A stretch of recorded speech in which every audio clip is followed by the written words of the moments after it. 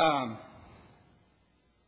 April 12th, 2010, Matt Brown sent a memo to City Council, the War Memorial Commission, Rashad Young, Bob Morgan, et cetera, reading, we are projecting the Coliseum Complex's operating budget deficit for the fiscal year 2010-11 to be $1,587,542, or $245,000, or 15% lower than fiscal year 2009-10 operating deficit. This marks the 6th year in a row that the Coliseum Complex has reported a lower year-end deficit than had been budgeted.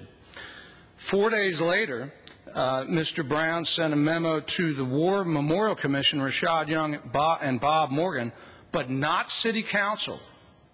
The following: the City Budget Director agreed with our request that funding for the 3 scheduled roof repairs should come under the auspices of the City General Capital Repair Account, resulting in the removal of this $125,000 budgeted expense in the Coliseum Complex budget. The city manager agreed the 2 lease payments of $100,000 and $156,000 should not be charged against the Coliseum operating budget. The point I make here is you, I believe, were told one thing, but what it came down to is funds were shifted from a separate part of the city budget to make the Coliseum budget look as though it was 15% less than the year before, when it actually appears to not have been.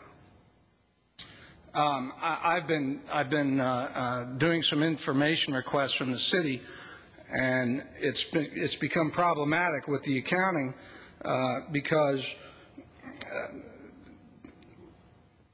from the way the adopted budget looks, and I don't know this to be true because I have not received the information, but net revenues minus appropriated fund balances were $410 million in 2008-9, $401 million, which $9 million less in 2009-10, and $393 million for this coming year. And it looks as though we're going to spend $85,633,000 of savings in 3 years. $85 million. Has that been reported? Are you all aware of that? It's a serious issue. We're going to run out of money, and then we're going to have a huge tax cut at some point, and we're going to have to pay the price for spending money that we don't have on stuff that we don't necessarily need. And before I say this,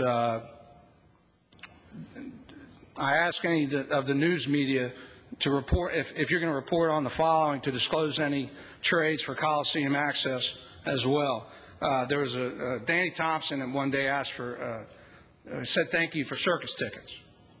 And we looked, we at Triad Watch looked into what trades or favors or whatever city council members have received to the Coliseum complex, because you're about to vote to let them spend money. And as we all know, money is fungible. 1.6 million here, we're giving them 1.8, it comes out.